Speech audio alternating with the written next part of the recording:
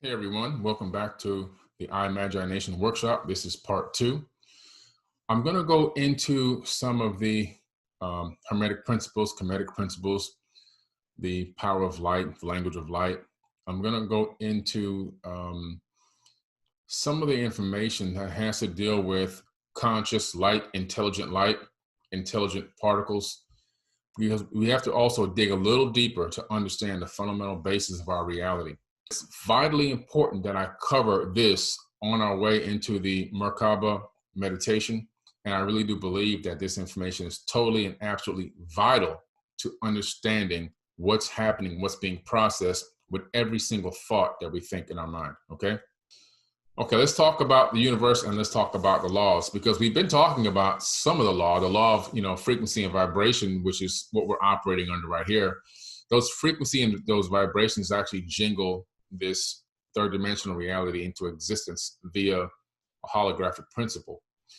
But the universe runs on natural law, binding immutable conditions that govern the consequences of behavior, okay? Binding immutable conditions that govern the consequences of behavior. You can't get away from the consequences because it's part of the law. So every single thing you do is going to have a consequence. Everything. I mean, everything. Good, bad, small, and different. There's going to be a consequence. In other words, if I decide right now to turn off this webinar and walk outside, the consequence is there's going to be a lot of people angry at me, and people are going to want a refund, right? And a lot of people are going to be frustrated to try to figure out what the heck just happened. That's the consequence. But if I continue on with this webinar and this lecture and this workshop, at the end, a lot of people will probably be very, very consciously well-fed, enthusiastic, happy, and share a lot of this information with others and begin to teach people information. So that would be that consequence. So there's a consequence for every thing that you do, and there's no way to get around it. Every decision will have a consequence. Every decision that you act on will create a consequence in this third dimensional reality. General principles of natural law, okay? These are natural law principles. The principle of mentalism, which we're going to go over right now because it has a lot to do with getting into the right state of mind, understanding how light is conscious, how to quantum entangle, and how to operate under the law of attraction. The principle of vibration, that's the principle of frequency and vibration. Cymatics, we're going to get into cymatics. The principle of polarity, this is really, really important. In other words, if you have a cup with water in it, for example, and that water is cold water, okay? Now, the only difference between cold water and hot water is the vibration of the atoms inside the water. So, you have 2 hydrogen atoms and 1 oxygen atom. That's going to make liquid water. But within those molecules, there's atoms, okay? Those atoms make up those molecules. And so when those atoms are, all things vibrate. Now, when the atoms are vibrating slower, the water is colder. When the atoms are vibrating faster, the atoms create friction, and that friction generates heat, which warms up the molecules, and then you have hot water, okay? This is how it works, guys. That you can apply it to every aspect of life. How much energy you put into something, okay? So if you have a goal and a hope and a dream and a wish, but you don't put any action behind it, well, then you're not going to create any friction. In other words, that particular dream is going to go cold, okay? The principle of rhythm, that's the pendulum. That's the swing of the pendulum. We're going to talk about that. The principle of cause and effect, that's very similar to every action has a reaction, and that goes for physics, and it also goes for real life. And we're going to go over the principle of gender. So let's go into this. First of all, let's talk about the principle of mentalism, which is really the majority of the talk here for this segment. We have to understand that all is mind.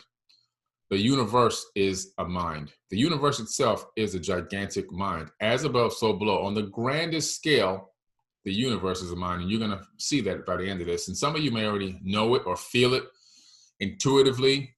You may not have seen how I'm going to break this down for you, and some of you might have seen a little bit of this before, like I said. But we must understand everything is based off of mentalism. And so this universe itself is a gigantic brain. And so every time you step down a level, you're going to find the same exact systems operating and in place at every level of reality in the third dimension. So contemporary science tells us that the universe is made up of energy, matter, and light. Those would be what alchemists called sulfur, salt, and mercury, respectively. So we're going to be talking a little bit about alchemy in a way that you never heard before. We're going to talk about how we're converting energies into different realities. According to Einstein's equation, E equals mc squared, energy and matter can be transformed into one another through the constant of light. Alchemy, sulfur, and salt are transformed into one another through the intermediary of mercury. It looks like that if the little c in Einstein's equation stood for consciousness instead of light, there would be no difference at all between the physics, the physics and alchemy. Let us assume that consciousness is light. Now, consciousness is light. You're gonna learn that right here shortly, because every time you think, you generate a frequency of light that actually emanates out of your skull. I'm going to show you this scientifically. In that case, an emerald tablet for the 21st century would look something like this: the Emerald News Release. Truly without hype, religious exploitation, or commercial consideration, you can experience higher truths. You are as much part of the mental as you are the material, and also you are a part of the mental. And you are as much part of the mental as you are the material. In order to accomplish miracles of light, and just as all things come from this light, through the concentration of consciousness, so do all created things originate from this light, through the transformation of thought. Its father is energy, its mother is matter. The spectrum carries it in its belly. Its nurse is the earth. It is the origin of all, the consecration of all of the whole universe. Its inherent strength is perfected if it is materialized. Separate matter from imagination, the subtle from the gross, gently in deepest meditation. The light rises from the earth to heaven and returns again to earth, thereby containing within itself the powers of both the mental and the material. Thus you will obtain the light of the whole universe. All darkness will be illuminated to you. This is the greatest force of all powers, because it overcomes every mental thing and penetrates every material thing. In this way was the universe created. From this comes many wondrous manifestations because of this formula. Therefore, this deals with all three parts of reality and shows the underlying relationship between energy, matter, and light. Now we have completely explained the fountain of consciousness. So we're going to dig deep into this light, because light is very powerful. Light is everything. We are living in a light matrix. Everything that you see around you, including the device that you're holding in your hand or watching on TV to watch this particular webinar, this workshop, is made of light. The table that you're sitting at, if you're sitting at a table that's holding up your laptop or your computer or your screen, everything's made of light, because every atom is made of light. It's called wave-particle duality in physics, in quantum physics. Scientists discovered that everything that appears to be solid is actually 99.999% empty space, and that when nobody is observing these atoms that make up things, they exist as waves of electromagnetic potentials in superposition of each other. Then when a conscious observer looks at the particular frequency, it decides to collapse itself back into a solid object. So solidity is an illusion, okay? So we're gonna go into this, and hopefully you get a better understanding, because understanding this is a very crucial part of understanding how to manipulate the matrix, reprogram it, reprogram yourself, and create the reality that suits you the best. Physics today, mapping the magnetite crystal in the human brain. So we're gonna talk about this. The human brain has millions of crystals inside of it. And these crystals are in your brain, in the base of the spine mostly. And the thing about these crystals, they're magnetic nanoparticles that really can detect magnetic fields. Even though we've been so disconnected from nature, we don't even realize that we're detecting magnetic fields. These are the same magnetite crystals that Birds used to flock to the south. Animals used to navigate the planet. Like, for example, sea turtles will return to the beach where they were born and lay their eggs. It's really amazing stuff how animals are able to use this magnetic field to navigate, bats and everybody else. And human beings have these same magnetite crystals, which can be used for so much more than just navigation. And we seem to have been disconnected from even being aware that we can observe magnetic fields. Now, they took a person in a study and put him inside of a room with a gigantic magnet. And they began to move the magnetic field around the room to see what would happen to the person's mind. So they put little electrodes on top of the skull to pick up the signals from the mind, because remember I told you, every single thought your brain thinks, it literally generates an electromagnetic frequency that can be read by a computer and taken to a screen so we can analyze it. Why? Because light's emanating from your skull 24 hours a day, 7 days a week. You can't stop it. So they put the little skull cap on with the electrodes to pick up the signal, and guess what happened? The brain was detecting a moving magnetic field in the room. So we still have the capability, we're just unaware of it. If you ever look at tsunamis and how they affect an area, and after the tsunami is gone and washed back out to sea with all the dead bodies of humans, you notice that there's no dead animals, only dead humans. Why is that? All wild animals have already been long gone from the area before the tsunami even arrives. They know that there's a tsunami coming. Wild animals, they head for the hills, they head for the mountains. They're well aware of it, sometimes days in advance, okay? Sometimes even weeks in advance, they're aware of it, and they're gone. But you'll see the dead bodies of human beings washed out and washing back up on the beach. Why? Because we're taking selfies of the tsunami coming in, we're watching it sweep us away, I don't know what we're doing, but we're not paying attention. We're not aware of this power that's inside of us that some might want to call psychic power. Some may call, clairvoyance. It's all part of the human physiology and this avatar body that we're already plugged into, and we're not utilizing all of our skills and potential talents. Some people are, but not all of us. Some people think that those capabilities are gypsy magic. It's built into your avatar body. Telekinesis, psychic powers, clairvoyance. It's not magic. It's actual real physics. Remember I told you at the beginning what Nikola Tesla said. When we actually begin to understand the unseen, then we will advance. We will not advance until we understand these principles of the unseen. Crystal in the magnetite brain. So you can see here,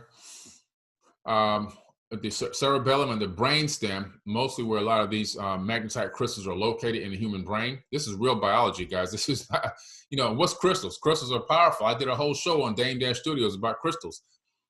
When you have a lighter and you strike a lighter to turn generate a flame to light your cigarette or whatever you want to light, your grill or whatever, that lighter is not rubbing pieces of metal together to get a spark and get a flame.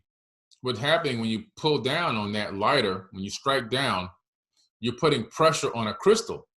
Yeah, there's a crystal in your lighter. And when you strike down on it, you pressurize the crystal, and that pressurized crystal creates a spark, which then creates a flame for you to maintain. Crystals are also great for communication. This is why I think crystals are alive. Crystals are sentient beings in themselves. So you have sentient entities living inside of your brain called magnetite. And the reason why is because crystals can do everything a human being can do in terms of consciousness. Crystals can communicate with each other. They can communicate to others. Don't forget the first crystal set radio, Nikola Tesla, okay? Crystals are how radios first were invented and worked. They emanate a frequency and then pick up and decode frequencies. Crystals can communicate through radio waves, okay? Which we can then auditorily, we can listen to, and we can decipher somatic frequencies and understand what the crystal is saying. The crystal is talking to us. That's what's happening. Crystals they're just so, they're sentient. They can grow. They can grow on their own. They have different vibrations and frequencies. There's almost like different races of crystals even. So it's just really amazing. It's really amazing. So I really do believe that crystals are alive. They're sentient. To me, they're sentient beings. They have consciousness. at a certain level that we can't perceive or we don't relate with, but it's there. Interesting picture here. This is called the neuralets of consciousness. These neurons wrap around the human brain, and they work in conjunction with the magnesite crystals to secure consciousness inside this avatar body. And it looks like a crown of thorns when you do a scan. All doctors agree that this is what they call they nicknamed it the crown of thorns, you know, like Jesus wore in the biblical stories.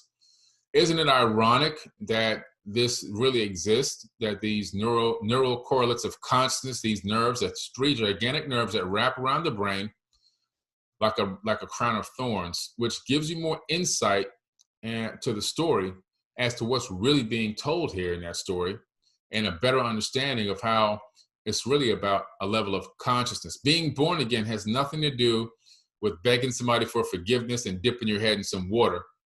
Okay, being born again is when you wake up to another level of understanding.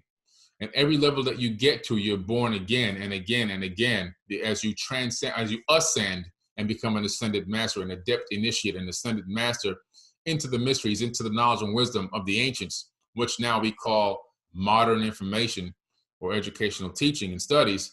This stuff that we're talking today is super ancient. It may sound very scientific to you, but we're still not even close to the level of the ancients in terms of their scientific capabilities and understanding as well.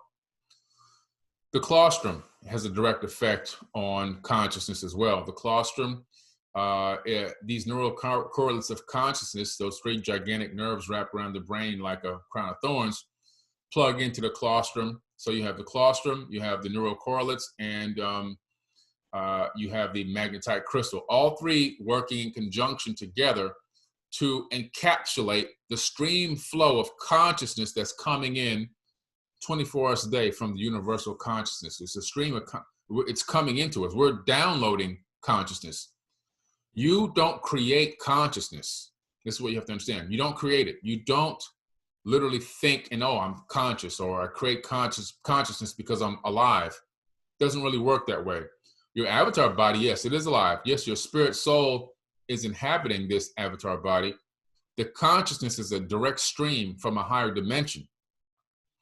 You don't create consciousness, you download it. You download, and this is the method used to download the consciousness. The light waves emanating from your brain can bypass your spinal column as long as there's a receiver that understands the frequency of light that's being transmitted, and it can connect to limbs, and it can make limbs that are paralyzed move.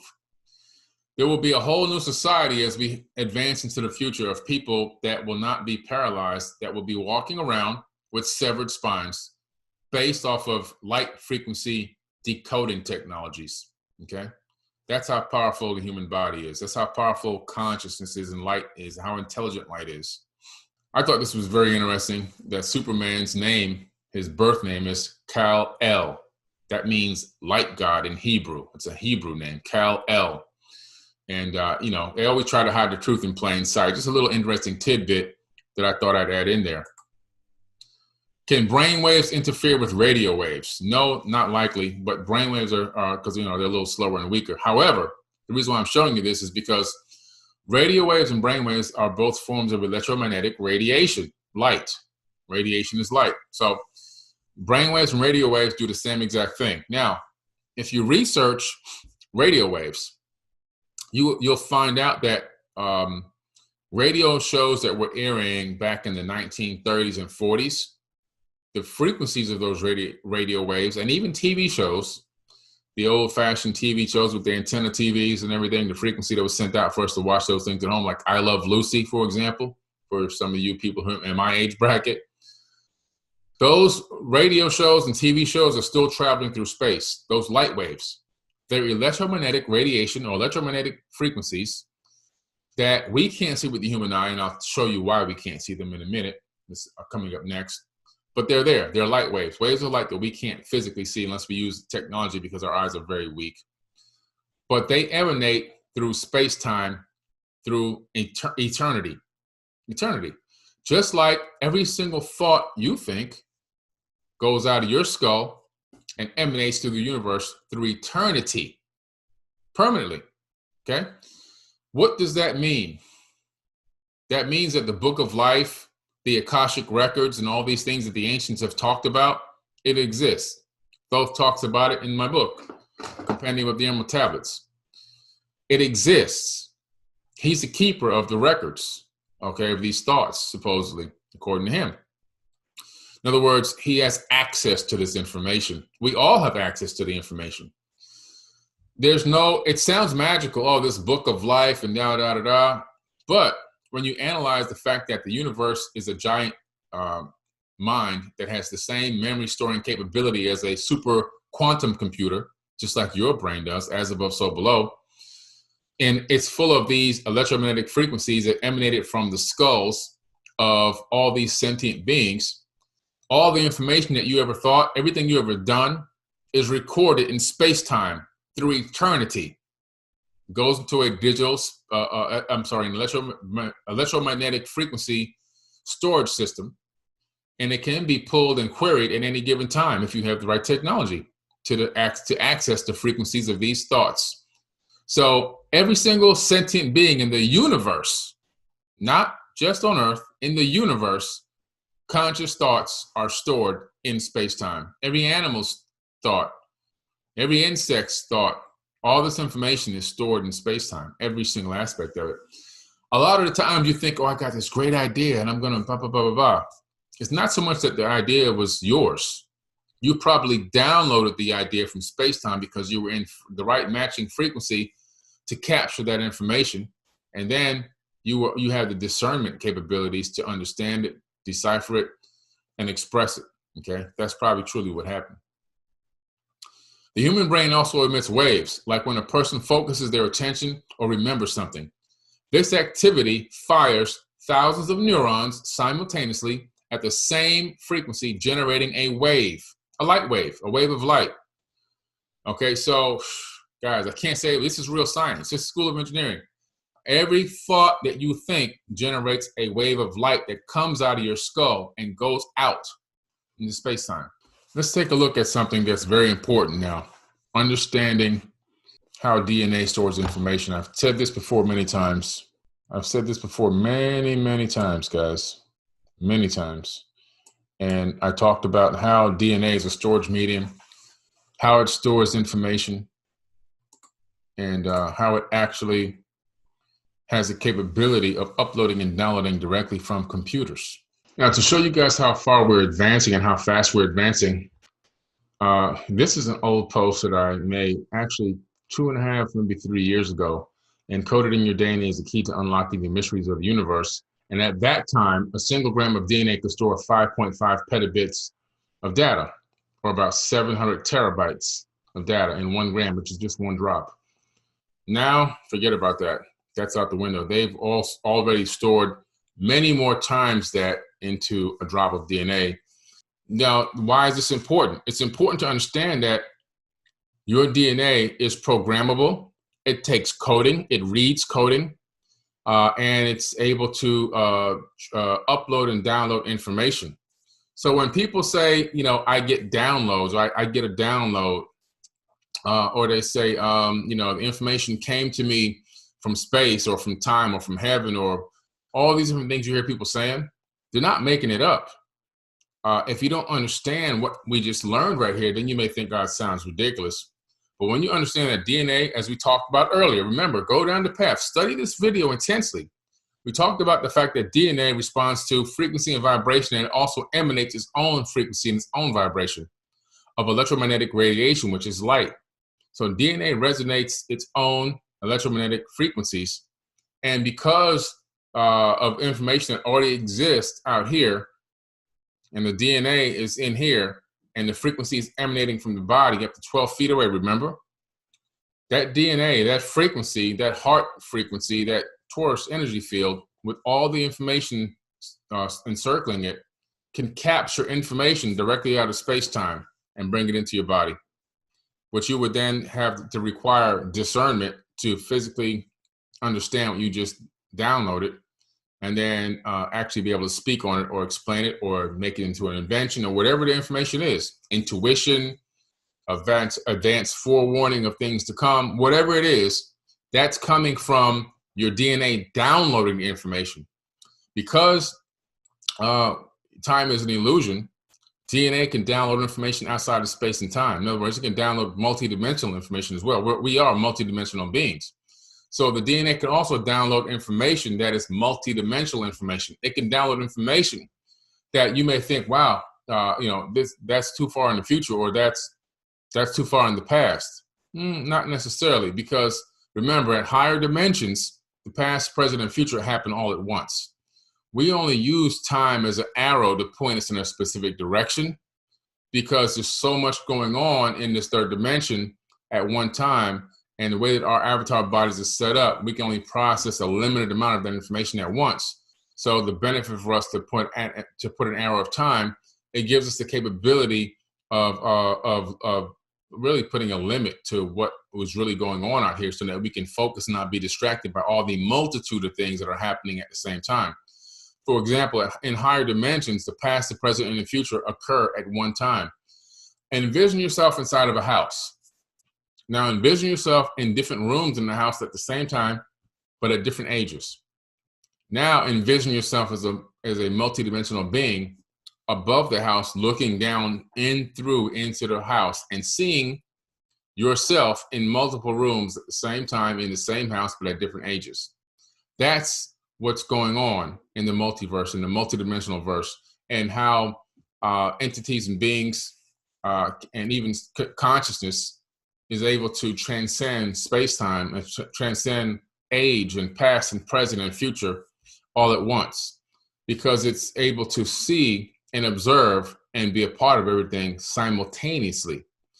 And it's really amazing. I mean, when you really dig down deep into it, I mean, it's really, really amazing stuff. And this is how powerful we are, how powerful our DNA is. And I think this is why, in my opinion, that this planet gets visited by entities and beings to come and observe, to interact. And the reason why is because they're really impressed with our capabilities that we haven't even tapped into yet.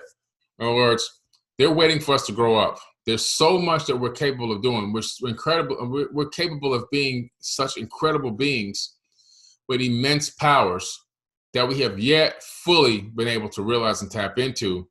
And they're waiting for that day to see us move into that level of consciousness when we literally obtain and regain our full potential and our full powers that we're capable of. It's really amazing. That's when we're heading into the golden age. I mean, we're in the beginning stages of that now, as we're heading into officially the age of Aquarius in 2025. That's when it starts. 2025 is the beginning of the age of Aquarius, as we're going to see a lot more enlightened beings on this planet moving towards, as we head up that yuga, up into the golden age. Okay. Now let's see how it can get even deeper than DNA. Because what's smaller than DNA? Atoms. Described in the journal Nature, physicists working at an IBM research facility in California found that when the holmium atoms were placed on a special surface made of magnesium oxide, they naturally oriented themselves with a magnetic north and magnetic south pole, just like regular magnets have, pointing either straight up or straight down, and remain that way in a stable condition. What's more, they could make the atoms flip by giving them a zap with a scanning tunneling microscope that has a needle with a tip just 1 atom wide. Think about that. There's a machine out there that has a needle in it that's 1 atom wide. The experiment mimics the way magnetic disks of a hard drive work. Tiny magnets on those disks either point up or down, and that orientation conveys binary information, either a 1 or a 0. So what they're saying is each atom has a capability of orientating itself to a magnetic field, and they have now a machine that has a needle on it, the width of an atom, that can write directly onto other atoms, and that can literally create a spin rate up or spin rate down. And because spin up and spin down can come to zeros and ones, in other words, spin ups can be zeros and spin downs can be ones. And depending on how you create these spin up and spin downs, you create this entire line of 0, 0, 0, 1, 0, 1, 1, 1, 0, 0, 0. You create this binary code by spin rate up, spin rate down. And then a computer can decipher that binary code, just as we saw in the previous video about DNA storage, and then turn that zeros and ones into videos, information, programming, anything you want that exists in the third dimension can literally come from this spin rate up, spin rate down on an atomic level. So your body has trillions of atoms in it, and each one of those atoms can store information that can be written directly onto it. So we're talking about quadrupling the storage capacity now of one human body to an immense level that we can't even think to perceive. Maybe even multiverses can fit into one human body, can be stored on one human. Multiverses of information and data can be stored on one human body. This is next level stuff. And why is this important? It's important to understand this is the power that you're walking around with. This is the storage capability you're walking around with. This is the information that's already in you that you're walking around with. And you're trying to figure out, when's the next idea going to come? When's this going to come? When's that going to come to save you? When's this entity or this deity or this holy man going to come to fix my problems and save me? All the answers that you need are already inside of your body, period. That's what you need to understand. You got to tap into this, okay? Scientists concluded that the average human body contains approximately 37.5 trillion cells. Each cell generates 0.07 volts of electricity. At 37.5 trillion cells, that's 2.63 trillion volts of electricity in a human body. That's how much energy you're walking around with. 2.6 trillion volts of electricity in your body right now. When you see the Matrix movie, which I think is a documentary, not a movie, and you see Neo wake up inside of that artificial womb, and he gets up, and he's got all these tubes and plugs coming out of him, and then he starts to look around, and he sees all these other human beings inside of these artificial wombs asleep, plugged into the Matrix grid. And the machines, according to the documentary, say that they're utilizing human beings as an energy source to power the machines. And so initially, when you see that, especially when you don't understand what I just told you here, you go, wow, a human body is used for energy to power a global machine. Doesn't seem like, it's like a waste of time. Why would robots want to use human bodies to power machines? There's no power, there's no energy inside of a human. No, wrong. Each body has 2.63 trillion volts of electricity inside of it. This is where Qigong masters get their abilities from. This is where Reiki healing practitioners get their abilities from. They're not getting it from mystical fantasy and gypsy work and stuff like. No, they're getting it because it's real. It's real physics, guys. It exists in the body already. They have learned how to channel that Qigong energy, that Reiki healing energy, up through the chakra system, the energy grid inside the human body, the natural grid that already exists, and they're able to move it into their extremities, like their hands.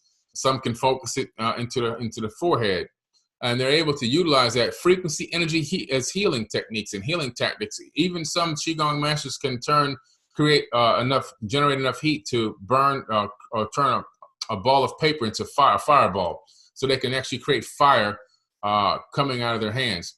For years, decades, they have been proven, Qigong masters, to be able to, they can point one of those at a person doing Qigong, and they can have their hands out, and you can see the temperature on the thermometer getting raised, because they're raising the heat temperature by channeling this energy that's inherent already inside the body. We are literally a walking nuclear explosion, and most of us are not even aware the power that we're walking around. When people say, you're powerful, you're almighty, and all this kind of stuff, and people go, oh, yeah. No, you really are. It's inside of you already. It's just a matter of tapping into it. Let's talk about brain scans and the fact that discernment is so important in this third dimension in order for you to manifest your reality, because we're not living in real time. We're living in delayed time. Now, real time is coming from another dimension. So by the time that it steps down to the third level, there's a delay of seconds, actually, that occur before it gets to us. And then we have to take it and discern it.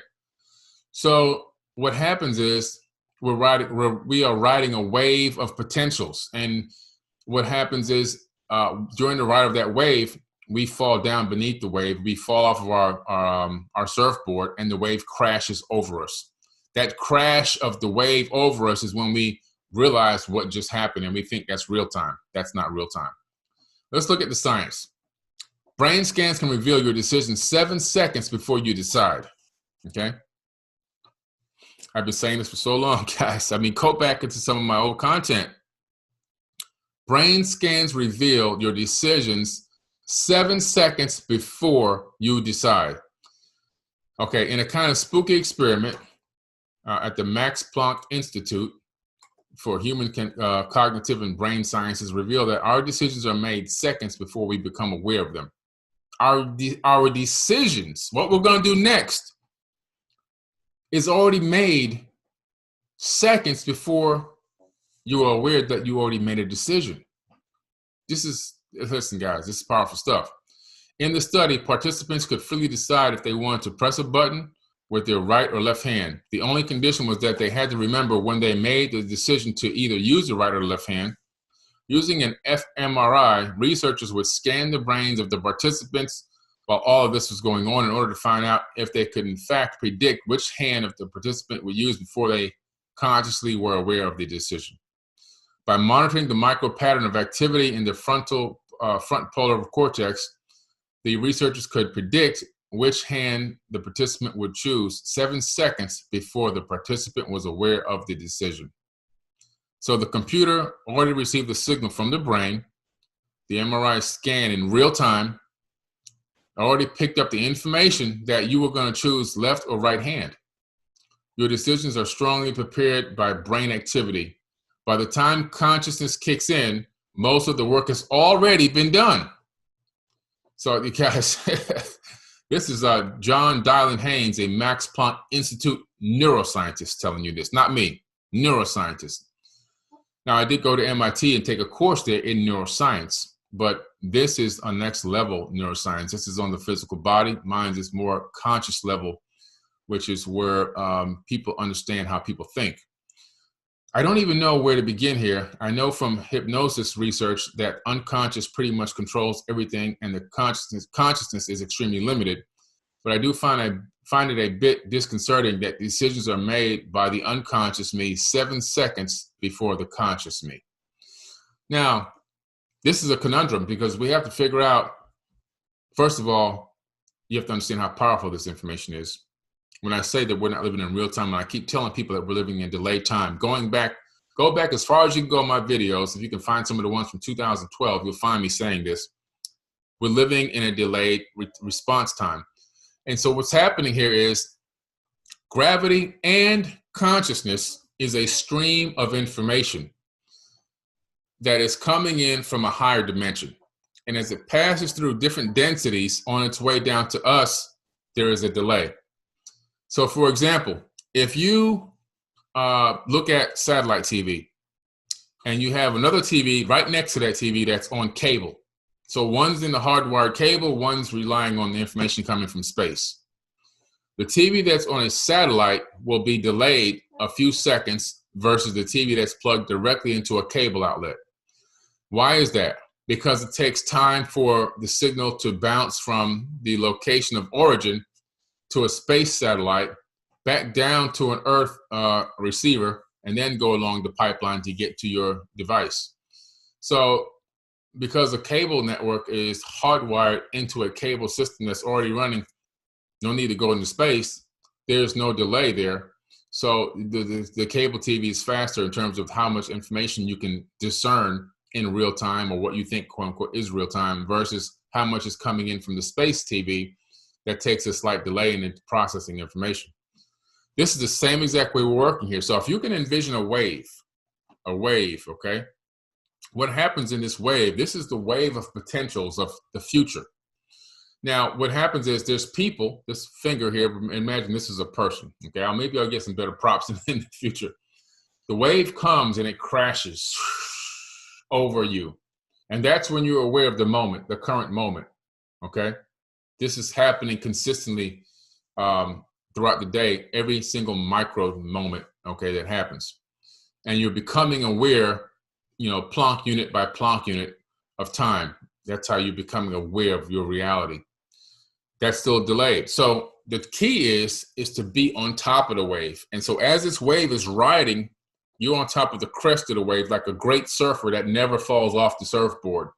So you're always you're always closer here by riding the wave. You're always closer to real time versus being down here and having the wave crash over you. You want to be on top of the wave as it's moving and be surfing the wave of potential of information as close to real time as possible, because then your discernment will allow you to make the next best decision for yourself instead of your unconscious self making decisions that you're not totally aware of and then becoming aware of them after you realize you made a mistake. You understand what I'm saying, guys? This is one of our biggest problems. One of our biggest problems is not being consciously aware of the decisions that we're making and why we're making them. And it's causing us to have failures in our love life, failures in our financial life, failures in our family life with our children and everybody else, failures in business, you name it. Okay, this is a big thing. Like, you have to really wrap your mind around what I'm talking about here, because understanding this and conquering this puts you so much closer to your goals, whatever they may be, because your clairvoyance, your intuition, your ability to predict the future, some may want to call it prophesy, whatever you want to call it, is going to be so much greater when you understand the process that is occurring, and then how to be a participant in the current moment that unfolds versus being a person that it gets splashed on and then is awakened to, oh, this just happened. You see? So it's really amazing because, like I said, that's 7 seconds. Another study was done with this. They took people and they put them in different rooms, and then they put the thing on their head to pick up their brain frequencies, their electromagnetic frequencies, capture the light coming out of their skull, and connect it to a computer so that they can see on the computer what the brain looks like based off of how you're feeling emotionally on what you're seeing out of your eyes. They put pictures of tranquility scenes like beds of roses, a woman kissing a baby. They also put scenes up of people getting murdered, burning buildings, people in terror and things like that, horror. So you had a combination of emotions going. What started happening? They spaced these images out 10 seconds apart. Now, they weren't trying to find out about this delayed time situation. They were trying to scan the brain and map the brain for emotions.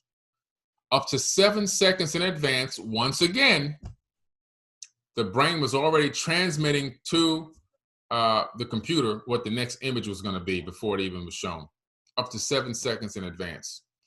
This delay is real, guys. It's a real delay. It's a real delay. What you're thinking, even what you think is real time now, watching me on this screen, is delayed. Because why? Let's see. First of all, you have to wait for a photon to bounce off of your screen, or if I was in front of you, to bounce off of my body. It's got to bounce off of my body, then it's got to go back and hit your retina.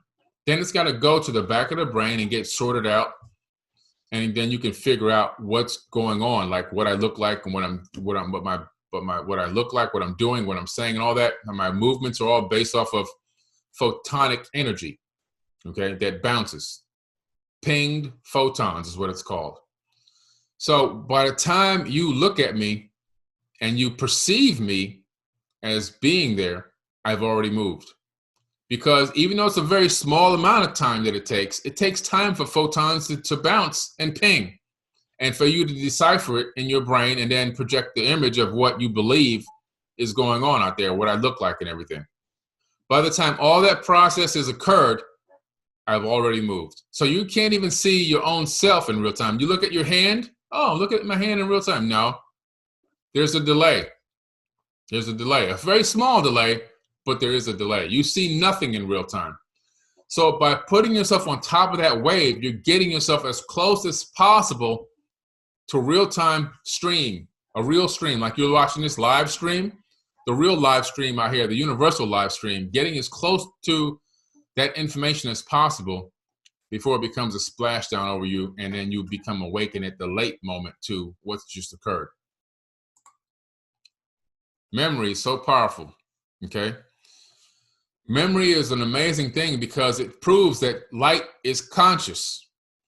They did an experiment where they took a group of people and they walked them out through a city, a very busy, crowded city street. And then they didn't really say too much about the experiment. They just walked them out, they walked them a few blocks, and they walked back to the laboratory. And I said, okay, now we're going to ask you a few questions. What did you see out there? Everybody gave some pretty mundane answers. You know, we saw people, we saw cars, we saw buildings, you know. Then the real experiment kicked in. They put them under hypnosis. Now what happens? They asked them the same questions. People were describing the clothing that people had on as they walked by. They were describing the colors of the buildings and the signs of the stores and the names on the signs and people's license plate numbers and all this incredible stuff. They were able to literally remember jewelry store in their windows and what kind of jewelry it was. Like I said, they heard people's conversations. They had a phenomenal recall capability like you would never. Stores that they would never go in and shop, they knew the names of those stores. They weren't even paying attention to that information, but the information is all around us. And your brain downloads and receives everything that it's exposed to, even when you're not trying. Again, like I said, the universe is mental. So let's look at the processes going on here, because understanding this is a vital important part of getting as close to real-time consciousness as possible. You have the mind, the reptilian brain, and the neocortex. Why do you think they call them neo? I told you in the beginning, neo, okay? The neocortex is also called the neophallium. It's a part of the brain in mammals that is the outer layer of cerebral hemispheres and made up of 6 layers, labeled 1 through 6, with 6 being the innermost and 1 being the outermost. The neocortex is part of the cerebral cortex, and along with the archaeocortex and paleocortex, which are cortical parts of the limbic system in humans, it's involved in higher functions such as sensory perception, generation of motor commands, spatial reasoning, conscious thought, and language. And you thought it was just a name, the neocortex. You've got to become neo. You got to tap into your inner neo to get closer to real time, to be able to discern information in better and faster. Spatial reasoning, conscious thought, sensory perception. This is discernment of the inputs coming in from all around you before it even happens, or before you're aware, I should say, that it happens, because we're experiencing a delay in this matrix, okay? Light equals intelligence. So, you know, we're going to talk about this before we go into the next thing, but light is literally intelligent and has an intelligence about it. It is conscious. And because everything in the third dimension is made of light, no, it's not atoms. People say, oh, everything's made of atoms. No, not everything is made of atoms. Even atoms are made of light. Because why? When you look into the research in quantum physics, you discover wave-particle duality, where everything exists as an electromagnetic wave of potentials first. That waves of light, that's what those are. Waves of light that eventually, based off of conscious intent and conscious observers, collapse into atoms, which then can form things that appear to be physical, but in reality, they are an illusion, because everything truly is a frequency of vibration that is literally just a light wave. But light is conscious, and I'm going to show you why light's conscious. And when you understand this, it takes you to the next level again. This is physics.org, the first ever photograph of light as both a particle and a wave. They were able to set up a camera in a way on an atomic level to capture the moment that a wave of light decided to turn into an atom. And they caught the in-between stage of wave-particle duality. We're just now rediscovering this information. This is so important to understand, guys. I mean, it's so important to understand that everything exists as waves of light. If you're not at home, every atom that makes up your house when you're gone and you can't see the house exists as light waves, a frequency. When you're not looking, your house is a frequency of light potentials, electromagnetic potentials. When it comes into view again, those potentials collapse into what you consider to be holographically a physical structure. Everything operates this way in the third dimension.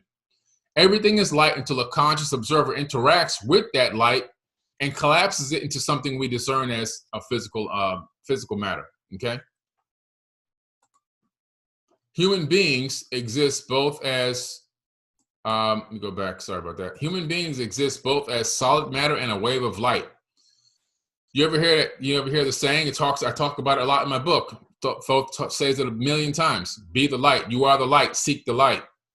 You see that in all religious texts. You see that in spiritual texts and content and information. Human beings exist as both solid matter and a wave of light. You are light. We are light beings. That's not just a saying to make you feel good and sounds good. We are literally light beings. Our avatar bodies are literally electromagnetic frequencies, waves of light that when we try to observe, collapse, those potentials collapse into something we consider to be our own unique body. But we are literally made of light, and because of that, the light is in us, and because the light is in us, the intelligence of every single one of those light particles is inside of us, and we are literally superior, supreme light beings that have capabilities far beyond you can even imagine. So we're going to get into these light spectrums because I keep saying that we're light, but nobody can see this light. I'm looking at myself. I don't see the light. I don't understand. I'm looking at this person. I'm looking at this table. I'm looking at my computer screen. It looks like a computer screen. It doesn't look like light. Everything exists as an electromagnetic frequency. And because human beings can only see a very small piece of that frequency, we assume that things aren't happening around us. But if you could see all the light spectrums at once right now, you'd probably freak out because you'd see things moving around your room. You see probably even beings and entities walking around. So the word of the week is electromagnetic spectrum. We're going to talk about this for a minute. The electromagnetic spectrum describes all wavelengths of light, both seen and unseen. What did Nikola Tesla say? What did Nikola Tesla say at the beginning of this workshop? We have to just start to understand the unseen. That's where the secret to advancing ourselves is. It's in the unseen. We will advance in all years of sciences combined. Light is a wave of alternating electric and magnetic fields. The propagation of light isn't much different than waves crossing an ocean. What did I just tell you guys? What did I just tell you about riding that wave? Okay, a wave of potentials. We need to be on top of the wave crest, not underneath it, having it crash over us. Like any other wave, light has a few fundamental properties that describe it. One is its frequency, which is measured in hertz, which counts the number of waves that pass by a point in 1 second. Another closely related property is wavelength, the distance from any peak of one wave to the peak of the next. These two attributes are inversely related. The larger the frequency, the smaller the wavelength. Some of you may have heard me talk on Black Magic's podcast, live video podcast before, or other lectures that I've talked about, where I'm talking about DNA resonating frequency and how a human being, based off of where you are consciously, if you're in a low frequency mindset, weakness, hoping, begging, sorrow, fear, those low frequency mindsets creates a much slower and more broad range of oscillations that vibrate across your DNA strands. Longer wavelengths.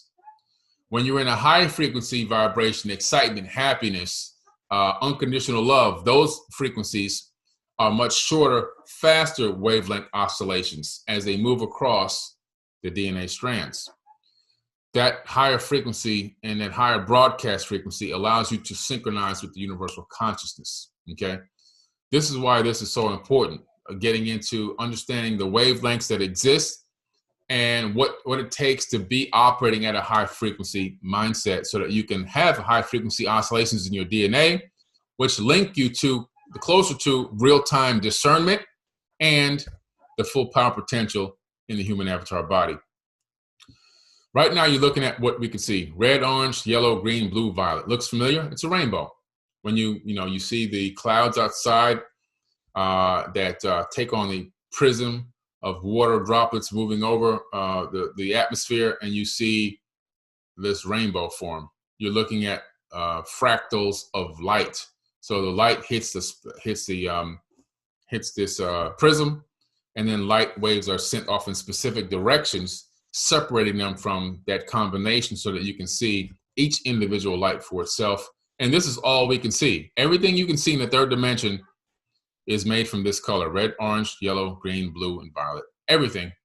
That's what your eyeballs have the capability of. Unfortunately, you can't see in multi-spectrum. You can't see in infrared. Let's look at some of the wavelengths.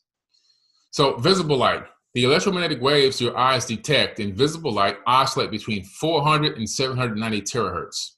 That's a small number, guys. I mean, it sounds large, but if you knew what a terahertz was, that's several hundred trillion times a second. The wavelengths are roughly the size of a large virus, okay? About 750 nanometers. 1 nanometer equals 1/1000th of a meter. A meter is about 39 inches long. So our brain interprets the various wavelengths of light as different colors. Red has the longest wavelength and violet has the shortest. When we pass sunlight through a prism, we see that it is actually composed of many wavelengths of light. The prism creates a rainbow by redirecting each wavelength out at a slightly different angle. So, you know, these angles, some people may call them angels, but we're talking about angles of light. Let's look at this. We only see 1%, guys. 1%. We don't see gamma rays. We don't see X-rays. We don't see ultraviolet light. We don't see infrared, radar waves, microwaves, television waves, or radio waves. We don't see any of that. All we get is, the RBGs, the red, blue, and greens, pretty much is what we get. But animals around us can see in different light frequencies. Some birds can see in ultraviolet. Some insects can see in ultraviolet as well. It's really amazing stuff. We only see a small percentage of these waves of light, okay? We have to really understand that there's so much going on around us. Why can't we see aliens? Some people always ask me. I see a lot of these messages. If they're here, how come we can never see them? Well, what if they're hiding? What if their ships are cloaked in ultraviolet? You can't see that. What if they're cloaked in infrared? What if they're cloaked in the microwave frequency? So they can actually vibrate the exterior of their vessel in these specific waves of frequencies, these radiation frequencies, and thereby making them invisible to human eyes, but can be right in front of you. What if they're wearing a cloaked suit that cloaks in ultraviolet, that cloaks in infrared, radar wave level cloaking technology, and they can walk right around you, right by you, right through you? You wouldn't even be able to see these people, these beings. The technology is so advanced. We're not even a type 0 civilization yet. This is why we can't see a lot of the stuff that's going on. Physics.org. Again, guys, I like to back up what I'm telling you by science, because we're talking about manifesting, and I want you to understand from a subatomic level, you know, what's happening and what powers you have, what capabilities you have, how time, frequency, energy, vibration, the universe, how it all works, how it comes together, how you download and participate in this reality with this. This is where we're moving toward, and how you can use it to manifest things into reality, not just things that, you know, don't have matter or solidity, but things that we perceive to have solidity. Scientists discovered how to turn light into matter after an 80-year quest. Imperial College London physicists have discovered how to create matter from light. Guys, what's talked about in my book? Compendium of the Emerald Tablets. What's talked about in my book? Thoth talks about turning light and vocal frequencies, cymatic frequencies, into solid matter. This is 36,000 years old. This just discovered a year ago. Guys, I hope you're paying attention. And why is this important? Because this is important because if you understand that light can turn things into solid matter, then you can understand that the light coming out of your skull when you think can turn something into solid matter as well, can manifest into this reality. Thought waves of light, of electromagnetic potentials, can manifest into solid physical things. In just one day, over several cups of coffee in a tiny office in Imperial Black's Physics Laboratory, 3 physicists worked out a relatively simple way to physically prove a theory first devised by scientists Brake and Wheeler in 1934. Brake and Wheeler suggested that it should be possible to turn light into matter by smashing together only two particles of light, by getting two light particles to connect. To create an electron and a photon, the simplest method of turning light into matter ever predicted.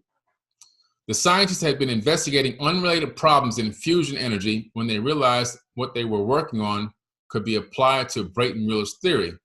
The breakthrough was achieved in a collaboration with fellow theoretical physicists from Max Planck Institute for Nuclear Physics, who happened to be visiting the Imperial basically that day. So these scientists were sitting there, and they were contemplating this theory, and then they were doing another experiment that could potentially have had the same result and outcome. And when they sat down and had a cup of coffee and interjoined their own electromagnetic frequencies with each other, they came up with a conclusion or solution or the reality that this was possible and it could happen, and they were able to actually duplicate that thought experiment into real life and turn light into physical matter.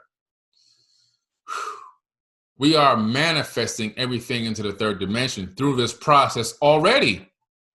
That's why you have clothes on. That's why you're living in something that has structure. That's why you have shoes or a TV to watch or a cell phone or a tablet to look at this presentation, or light bulbs in your house to turn on lights and off lights. All this stuff started as a light wave and then became a physical object in the third dimension. I'm going to show you how that works shortly.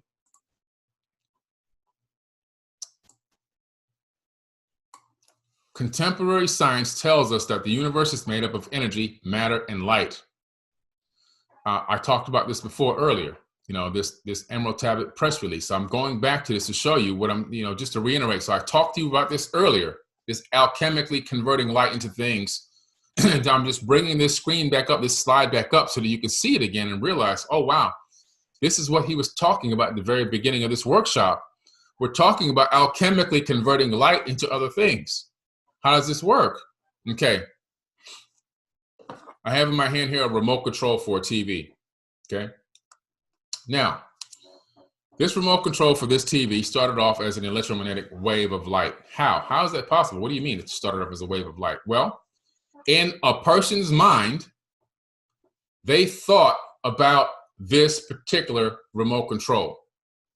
In their mind, it floated around in this sea of light frequencies that exist. And these light frequencies said, okay, I want this to be this shape, this size, this feel, buttons that look like this. Okay, this is how I want this remote control to appear and look in the third dimension in physical reality. But right now, it's just floating around in this sea of potentials in electromagnetic waves of light. This light comes out of the skull into space-time, and that information transcends space-time. So now somebody else can also, anywhere in the universe, can capture that wave that you just emitted into space-time. They can download it on another planet in another galaxy, and they can come up with the idea that they want to create a remote control like this. However, so this starts off on the consciousness platform. We're talking about platforms. The term platforms has nothing to do with, or we're using it now for social media and videos, and their platform is the original platform. We're talking about the consciousness platform, the wave of light platform. This is where this existed first, floating around in a wave of potentials. Then when you think about it hard enough and long enough, you say, okay, I want to manifest this wave of potentials, these lights that are floating around that look like a remote control. I want to manifest it into a two-dimensional platform, because that's the next step. So I take my wave of potentials of this remote control, and I then transcode it with my hand onto a piece of paper, and I sketch it out. Now it's a two-dimensional object. I can also take it and put it into a computer for CAD design, computer-assisted design, which again may look 3D in the computer, but it's two-dimensional.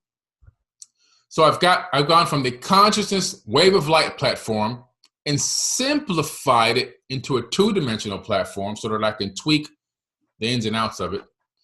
Now it's in a two-dimensional platform. How do I get it into a third-dimensional reality when somebody can actually physically touch it? Well, the CAD designer transmits the data of this two-dimensional platform object to an engineer.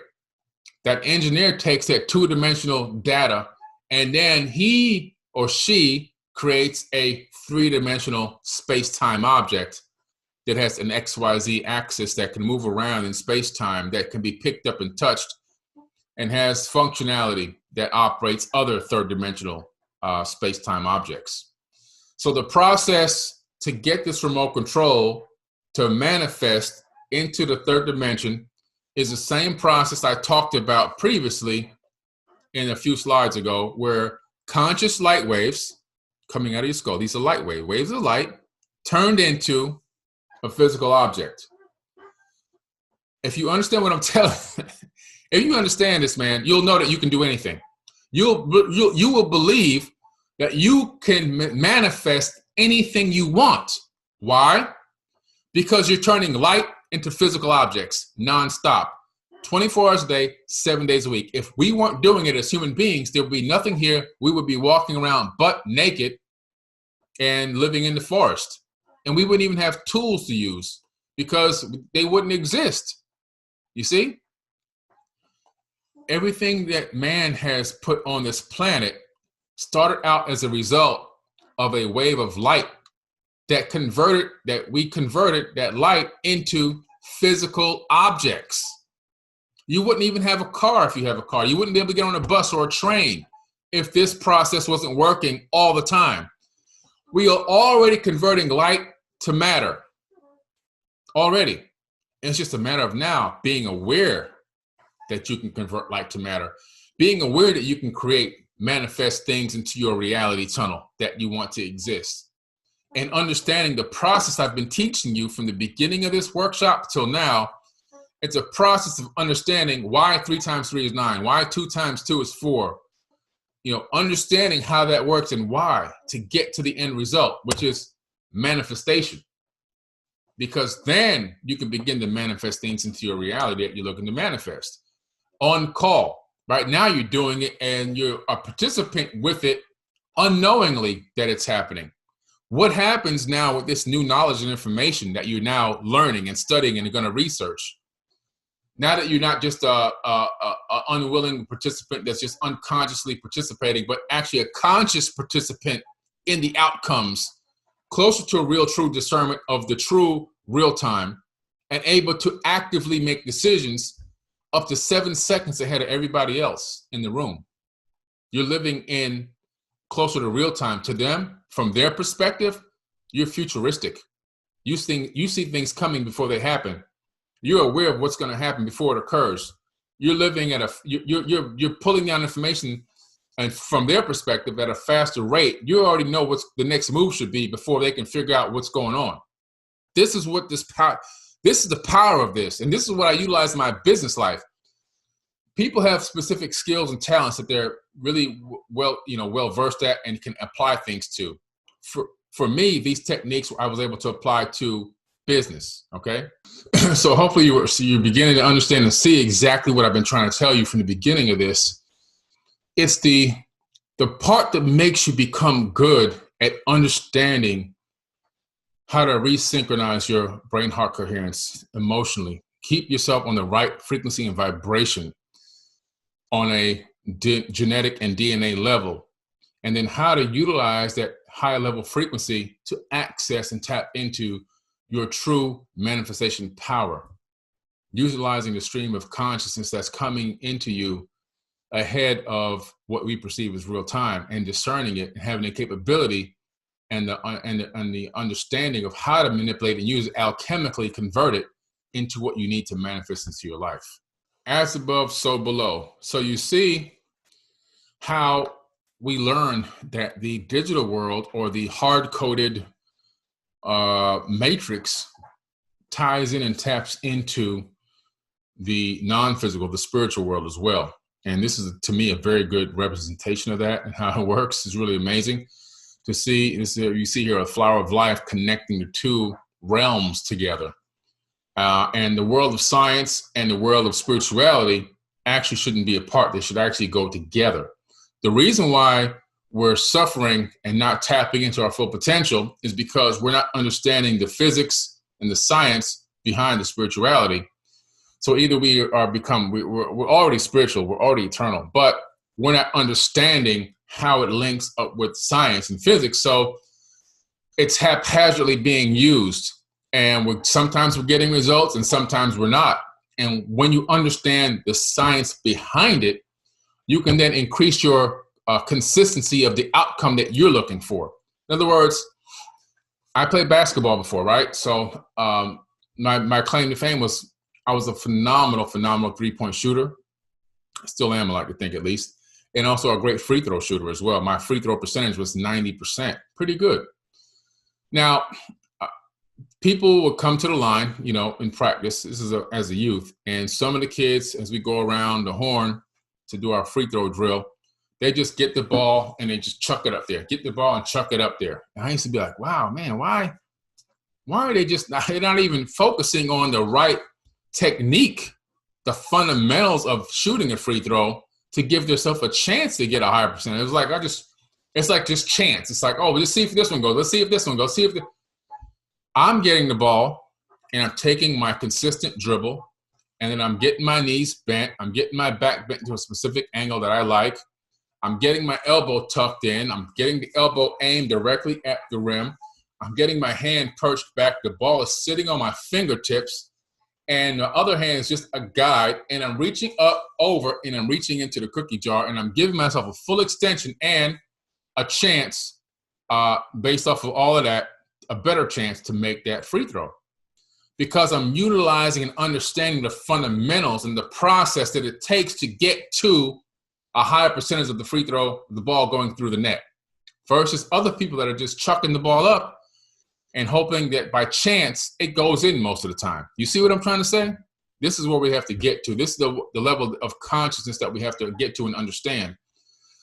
In the manifestation process, there's a whole thing that needs to occur when you're trying to manifest things into reality. The first thing is you have to be specific about what you're trying to manifest. You can't just haphazardly say, I want this, and that's enough. And that because I just said I want this, it should just pop up. That's not how it happens.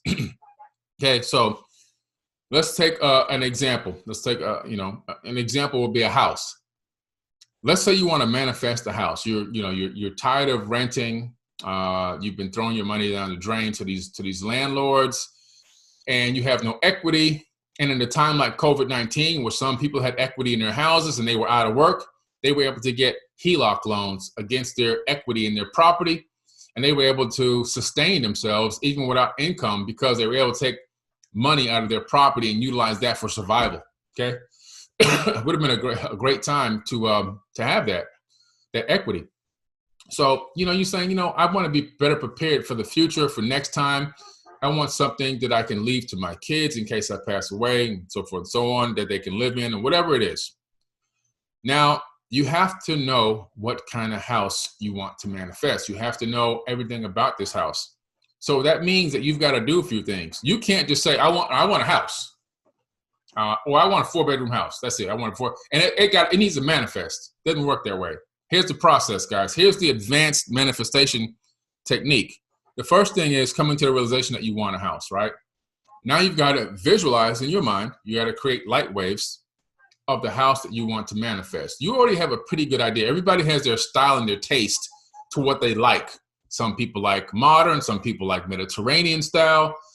Some people, like contemporary style homes. There's various different styles of houses out there. You're going to have to pick the one or the one that, resonates with you the most. You start envisioning these in your mind consciously. You're envisioning these properties that you like. You haven't seen one yet, but in terms of going to visit one, but you've already envisioned the style, the look. I like these kind of kitchens. I like these kind of doors. I like this kind of elevation or this type of trim on the inside and outside. I like this size yard. I don't like yards too much. I don't really care. I like 2-car garage. I like a 1-car garage. I don't even need a garage. It depends on all about you. Okay. Now you're now creating these electromagnetic waves of light that are resonating and going out into space-time and synchronizing with the universal consciousness. So you have to be operating at a high frequency when you're trying to manifest. You need to be in a mindset of unconditional love. That's for every being in the universe, not just one race of people, not just one specific group of people, for all entities. All entities, forget people, for all entities in the entire universe, resonating at an unconditional love. And what does that mean? You have the capability of blessing every being in the universe. The power for you to bless every being in the universe is inside of you. The power for you to have compassion and empathy for living animals and different species of insects is inside of you. Prime example, you might see some kind of bug in your house, okay? You might have opened the door and a bug might have flew in. Instead of chasing it down with a broom, trying to destroy it and kill it and smash it, taking a shoe and trying to smash its guts out, how about you take that same energy and have empathy and try to capture it in a cup and then let it free outside, back to do its thing again. That's what I'm talking about. That's a high resonating frequency vibration. That's a level of unconditional love that most people can't tap into. You're resonating with that. You're operating at that level. You're having empathy for everyone. Even if somebody has wronged you, it doesn't mean you're hanging out with them and being best buddies with them, but you can bless them and keep your distance. You can bless them and pray that they come to a realization of what they're lacking in their life and find the improvement. You can even command it. I command that these people at some point in their time wake up to their true calling and wake up to their true potential and realize who they truly are. You can even call that out verbally. Those are all putting you in such a high frequency mindset. You're walking with power. You're imbued with power. You know the power and the energy that's inside of your body. You understand the light frequencies and the DNA resonant frequencies. And now you're thinking about this house and you're speaking it. I command that I obtain a new house. I command that I obtain a new house. You're not going to beg and pray for this house like in a way where you're hoping and wishing, oh, please, I need a house and I just want to get this house. And if I get this house, I'll be good. And garbage, pure garbage, guys. That kind of praying and begging and hoping and wishing is a waste of energy, and it's a low frequency and low vibration. Because if I put that same cap that you saw in an earlier video on your head and connect it to a computer, I would find out that you were operating at a low frequency when you were in a begging, pleading mode versus being in a I command mode. And it doesn't mean it's ego. It means you understand the divine energy and spark that's already in your body, and you are an aspect of that main one consciousness, and the energy and the power that created this entire universe is inside of your body, and now you are literally commanding things into existence, into your reality tunnel. It's power. It's not ego. It's power. It's understanding this is what you're here to do. Like the Bible says, if they read it, ye are gods. And we're supposed to do greater things than Yeshua did. He said it himself. You guys are supposed to do way bigger things than me. I'm just, a template, basically. We're not living up to that potential, but now everybody on this will. You'll understand the power that you operate and you walk in. And you're going to think about this house. You're going to be in unconditional love mind state. You're going to be focused on positivity.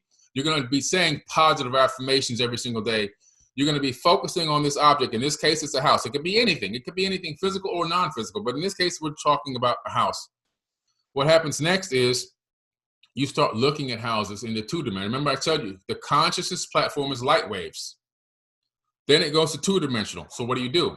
The next level is to look at houses on paper or in a magazine or on a computer. That's two-dimensional. So now you're surfing the two-dimensional platform, looking for something that tickles your fancy, that makes you feel like, oh yeah, I need to see this house. I want to see this house.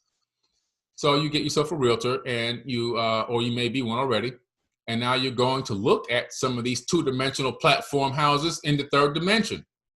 Eventually, looking at enough two-dimensional houses in the third dimension, you're going to find one that you really like. It just, something inside of you resonates with that house so much.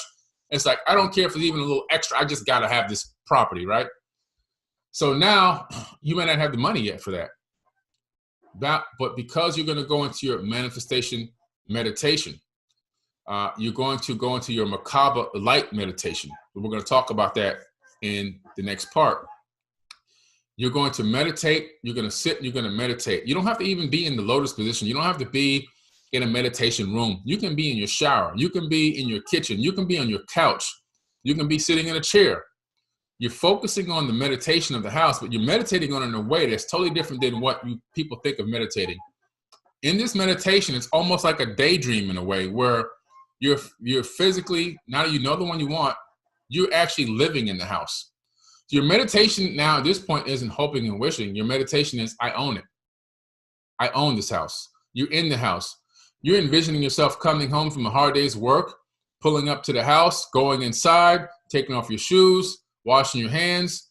Nowadays, taking your mask off and throwing it in the trash or throwing it in the washing machine, depending on what kind of mask you have, and sitting on the couch and taking a deep breath, maybe going to the kitchen to get some food ready, whatever it is. But you're living in this house. This is in your meditation. You already own this. You might even have a housewarming party in your meditation. This is how powerful this is, and your thoughts are. You already claimed it. You already own it. And now you're walking around speaking it consistently, creating cymatic frequencies, which we're going to go over shortly. These cymatic frequencies are now also emanating through space-time, helping to collapse these two-dimensional platform objects into three-dimensional reality for you.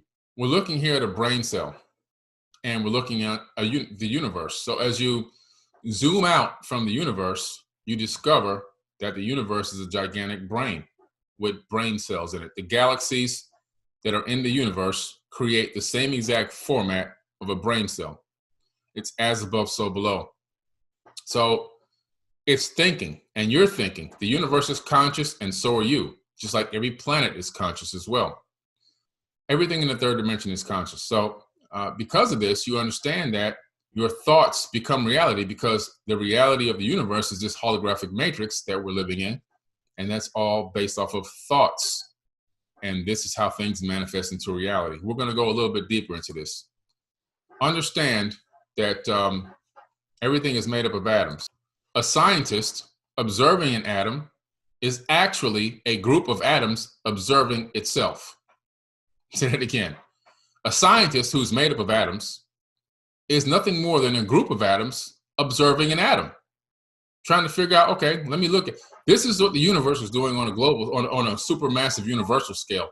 The universe is saying, I'm going to send out different aspects of myself and take on the form of these avatar bodies so that I can collect information from the third dimension and have them transmitted back to me through consciousness, so I can experience this entire third dimension from every aspect. I want to know what it's like to be a blade of grass. I want to know what it's like to be a rock.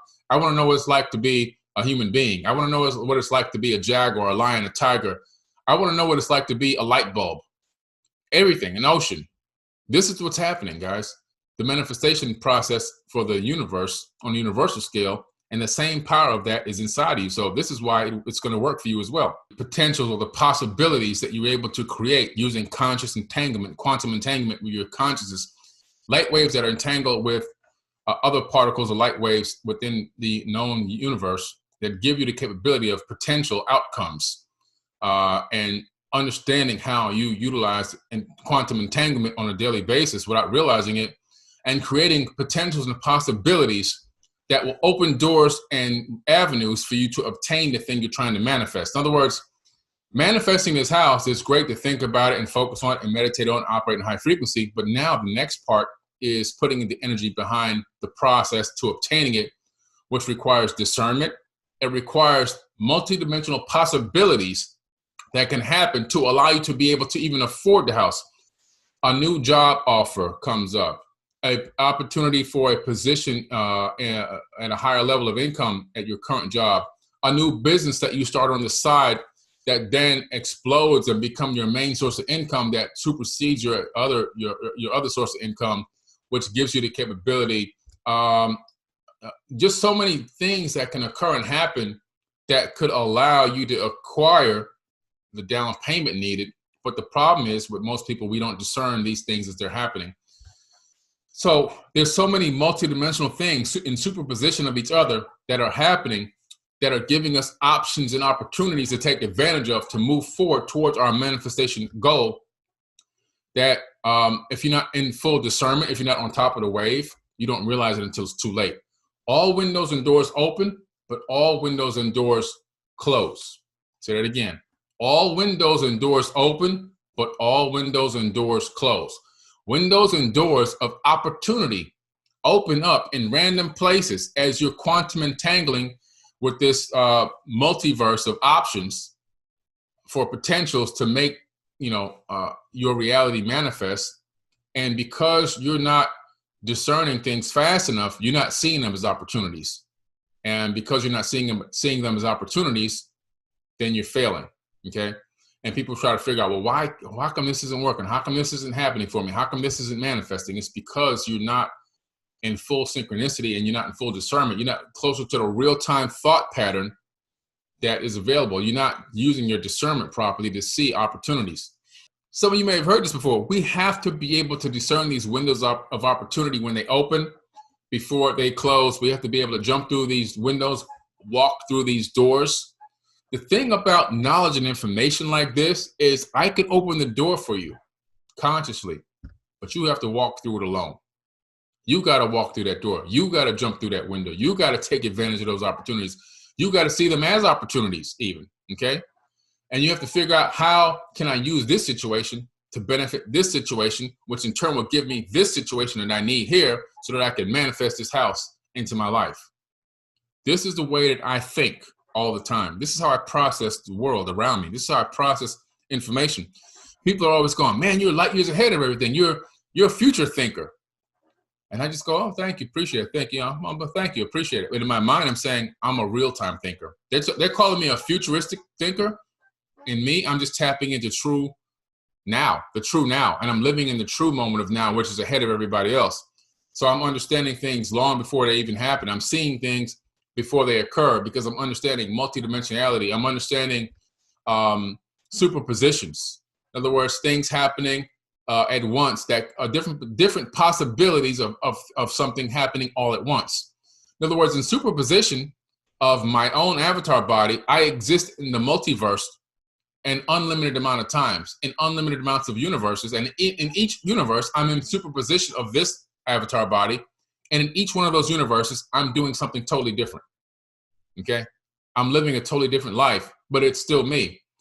And as a matter of fact, if I can, from this universe, if I can tap into the resonant frequency vibration of myself in another universe, I can even switch places consciously with myself.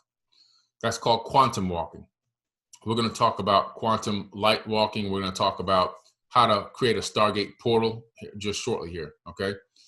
But this is powerful stuff. I hope you guys are really grasping this, and if you're not, you can watch this video over and over and over again. You can learn from this video. You can research the information that I'm talking to you about. You can practice and exercise this in your life. You've gone through this process of manifestation. You're now operating at a high level of discernment. You're creating opportunities, or you're recognizing opportunities that can put you in a position to get this property. And the next step is something very important in the manifestation process. Some may have heard me say this before. You have to watch what you eat during manifestation. You need to be eating energetic foods during your manifestation process. I'm not saying you need to be a vegan. Listen to what I'm saying now. You need to eat energetic foods, plant-based foods, because you want to be vibrating at a high frequency. Remember what I told you earlier about DNA. Remember what the scientists told you earlier in this workshop about DNA. It stores memories. It stores memories, not only for one generation, it stores generations of memories. It even has epigenetic memories that are stored inside of your flesh. So when you go and you are trying to manifest something, and it's already, a difficult, arduous process as it is, if you're just now learning the processes of it, you're trying to be very consistent. And then you're making some progress, but then you go slough down this huge swab of steak, right? This animal that had itself been tortured, and that torture and that anguish is stored in the DNA. And then not only its torture, but its ancestors' torture are stored in its DNA as well, many generations. So now you've just downed this meat into your vessel that has epigenetic memories and torture memories and PTSD and stress and everything else inside of it. And you eat it and ingest it, and its DNA is broadcasting out of your energy field. We talked about. So now, I'm in a high vibration. I'm loving. I'm doing this. I'm helping people. I'm in service to others. I'm eating plant-based foods. I just ate this steak, but it'll be okay. Well, maybe that steak just destroyed your whole process because you think you're at a high vibration, but your frequency is dropped. So your quantum physical entanglement, your quantum entangled link with universal conscious, with the law of attraction has been severed because the frequency dropped. The universe only understands power to power. This is why praying, like the old way of the religious books, getting on your hands and knees and begging for forgiveness, don't work. It doesn't work. To prove it, look at the state of the world. It doesn't work. Why? Because the universe doesn't understand low vibrational frequency. It doesn't synchronize. It doesn't quantum entangle with that. And we're going to talk about quantum entanglement here in a minute. It doesn't work, guys. 85% of the world is religious. And each person that's religious is praying multiple times a day, even if they're just saying the word God or help me or God bless you or Jesus or whatever they're calling on. Times that by that 7.7 billion people on this planet, there's trillions of prayers going up every single day. Every moment of every day, there's prayers going up all around the world. And it's a big failure. I'm sorry to say it's a failure because why? They don't know how to pray. It's not that prayer doesn't work. It's the prayer technique that they're using doesn't work. Begging and pleading and hoping and wishing that a magical sky daddy is going to show up with a magic wand and go ping. Everything you want's right here, like some kind of genie in a bottle. No, guys, you are God. The divine spark and energy is in you from the Creator, and you're supposed to walk in that power, that knowledge, that wisdom, and you're supposed to be able to alchemically convert negative energy into positive energy. You're supposed to be able to command things to happen at your will. You're supposed to walk in abundance 24/7. You're supposed to, everything you need should be brought to you at will at the time of need. At the time of need. So in other words, it doesn't mean you're a multi-trillionaire walking around with all this money in your bank, but if your light bill is due, the money to pay that light bill arrives in a timely fashion. If you need to travel somewhere, your travel from point A to point B is safe. You arrive safely. This is what I'm talking about. Understanding on a living every day by day level how to use this power and operate and live in this power. Okay.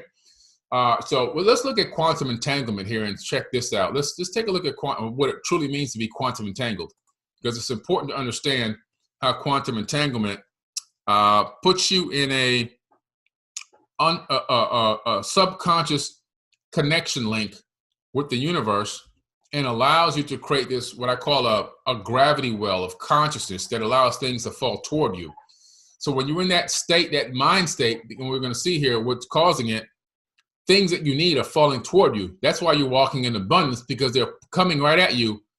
You don't have to even ask anymore because it's coming right to you as you need it, okay?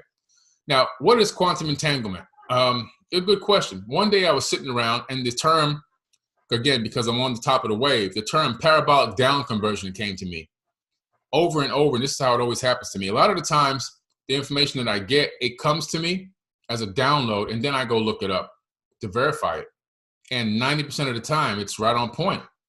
Sometimes I can't even find the information. It may be too advanced. It may not even exist yet in this realm at this particular point, any kind of writing or research that I can look up. But I've been privy to a lot of great information and access to a lot of great information that's available. So I go look up parabolic down conversion, and what it is when you take a laser and you take this laser beam at a specific angle and frequency, and you phase shift two photons or particles through this laser to get them operating on the same entangled frequency. Now you've got two entangled particles. Those particles are in complete synchronicity with each other, no matter distance, regardless of distance. This is important because no matter how far away you put one particle from the other, when you change the information in one, the other one changes instantaneously.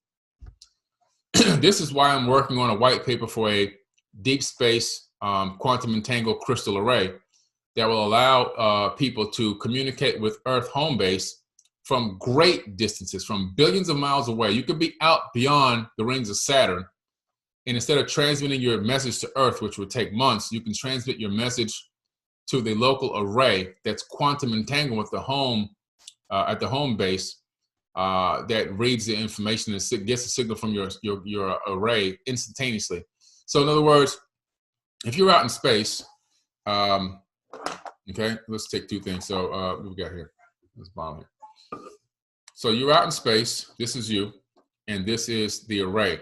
Instead of sending the information all the way back to Earth at the speed of light, which would take months, you send the information to this array. This array is quantum entangled with a crystal on Earth. And because the information you send here gets decoded into zeros and ones, spin rate up, spin rate down, it then is the photons or the particles in this array inside this crystal. What they do is they spin up and spin down, which creates zeros and ones, and they transmit the zeros and one information back to Earth. How? Through quantum entanglement. So when the spin rate is down in the array, the spin rate at the identical entangled particle at Earth is in a spin up. So this is down, the one at Earth is up. When you spin it up, the one at Earth spins down instantly, bypassing the speed of light. This is what Einstein calls spooky action at a distance. So now what's happening is you can create this line, of zeros and ones through this quantum entanglement that a computer can decode into information.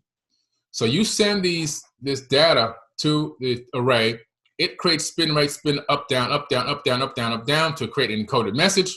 On Earth, the message is decoded as a down, up, down, up, down, up, down, up, and you have the message now decoded by a computer, and it was instantaneous, bypassing the speed of light.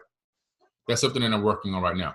The people that seem to excel the most in society and become very successful in various things, they seem to be able to tap into a more real time. Even athletes, when you look at an athlete like Michael Jordan, for example, LeBron James, when they play the game, it's so fluid and so fluent, even though it's such a fast moving game, it almost seems as if they can slow down time when they're playing, because what's happening is they're playing closer to the real time. They're tapped in. They get in what they call the zone. The zone is something real. When you get in that zone, I've been in it before in basketball, but in shooting, where I feel like I can't miss anything. Everything I do is going to be perfected on the court.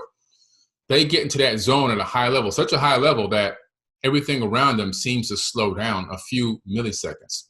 There was another scientific study done about that as well, putting people on roller coasters and deciphering how they perceive time based off of their emotional state on a roller coaster.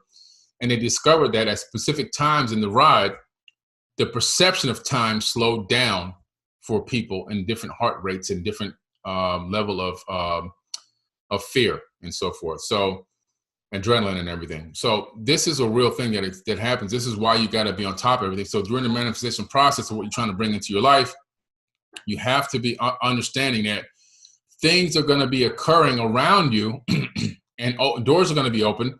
You've got to see the connecting branches, okay? The fractals. So what happens is, if I affect this particular thing that I'm operating within in a way, it's going to tap into this thing. And then this thing is going to bring me what I need to be able to accomplish this goal. This is the futuristic thinking you got to have. You got to realize sometimes it's not going to be just a straight path to the end point, to your ultimate goal. It could be this pathway, but you have to be able to future think. Okay, we're going to use the word because it's more real time, but you have to future think. You have to be like, okay, if I do this, this is going to happen here, and when that happens there, this is going to happen right here, and now I can take advantage of that, and that's going to allow me to be in a position to get this down payment, or that's going to allow me to be in a position to afford this monthly payment, or that's going to be in a position for me to improve my credit score so that I can get approved for the pre-approval, so that I can go put a contract or make an offer on this property. This is not just what the average person is doing is, oh yeah, I want to go look at a house. I like this house. Let's put an offer in. Okay, put an offer in. Is your credit ready? Is you pre-qualified? There's so many steps to go the process to get to that point of locking in that specific one and being so sure of it that it's guaranteed to happen. So these are the processes you have to go through. If it's a car and you want to get a new car, you should go test drive cars. And when you should pick one that you like, and you should know the make, the model, the color, the interior type. Does it play CDs? Does it have an aux cord? Is it Bluetooth capable? Does it have a navigation screen? Is it alloy rims or steel rims? What type of carpeting does it have? Is it plush? Is there a sunroof? What kind of lighting kit does it have? What other type of technological features does it have? Does it have its own Wi-Fi hotspot? Does it have Android Play, Apple Play? All these things you should know. Every aspect of the vehicle you should know. The dimensions, their wheelbase, all that stuff, you should know all of it. You should be living it and meditating in it as if you're driving it around, showing it off to your friends when you get it, because that's what people typically do when they get their car the first couple of days. They drive to a couple of friends and family houses and say, hey guys, look at my new car, right? So You should be doing that through your meditation, your manifestation meditation, which you can do anywhere. It has nothing to do with lotus or tapping into cosmic energy. It has to do with focusing and creating the light waves that show that you already have claimed this thing and you own it and you're living it. You're actually living it in your mind, which where it starts more. In your mind, it's more real than in reality anyway. Okay? Understanding the discernment required and needed to reveal or see the revealed windows and doors open, and your ability to calculate, if I walk through this door, what's going to happen here? If I take this opportunity, how will it affect this? Will this give me this? All of that will start to come together for you as you begin to operate at these high levels of thought consciousness and physically understanding, mentally understanding the process of things and how they operate and why they work and why they're getting you to this point in your life right now, okay? The potentials of the law of attraction and the universal frequency are hovering around us at all times, at all places in space-time, just waiting for what? For us to send a leader strike, okay? Lightning strikes from the ground up, not from the sky down. Think about that. Lightning strikes from the ground up. You have to match power to create that connection. You have to send out that frequency, that vibration into space-time to connect with the universal consciousness and create that link, to create that actual strike that you're looking for, okay? They've done this now. They've recorded this multiple times. They've even recorded a man sitting at a baseball game, I think it was Wrigley Field, who was struck by lightning. Well, actually, he struck lightning and then it struck him, because it shows in slow motion, super slow motion, the strike coming out of his head and reaching up to the leader, and then creating the actual lightning strike, which unfortunately killed him. But lightning strikes from the ground up. The energy is everywhere, all around us. The energy is in everything, okay? Because we're talking about atomic energy, atoms. And what's incredible is when you look at it from the as above, so below perspective in consciousness, you see how you initiate the spark coming from you, the conscious electromagnetic wave that catches up to the leader wave that's already hovering. And then boom, we have what we need here. We have this law of attraction link. We have this universal consciousness link. This platform is connected to us now. We're integrated deeper with the reality and how we want to utilize that information or that power source to manifest things into our own reality. Hey everybody, it's Billy Carson, also known as Forbidden Knowledge. I want to talk to you about a very special event coming up July 30th, 2023, the Forbidden Conscious Awards. We're going to honor people who have been contributing to the conscious community for decades. People that you know and love that have helped you get to higher levels of thought and consciousness and awareness. It's going to be a live in-person event, but seats are going to sell out very fast. You want to make sure you're there in person, and guess what? You can help vote for the winners. Voting is available on forbiddenknowledge.com, and the categories are going to be social media influencer, podcast/radio host, TV host, actor, director, producer, entrepreneurs, health and wellness, philanthropists, authors, field researchers, archaeologists, space anomaly hunters, and of course, a Lifetime Achievement Award. I'll be your keynote speaker that night at the Forbidden Conscious Awards. We have celebrity guests performing. We'll have a halftime show where we're actually going to perform music for you. And don't forget about the pre-event mixer, where if you buy a box seat, you'll be in the VIP section, and you also have private access to a VIP mixer with celebrity guests. Shake hands, break bread, network, and then walk the red carpet with us and take amazing photos. It's gonna be a night to remember. You don't wanna forget this. Make sure you hurry up and get your tickets because they're selling out very fast. I wanna see you there. Forbidden Conscious Awards 2023.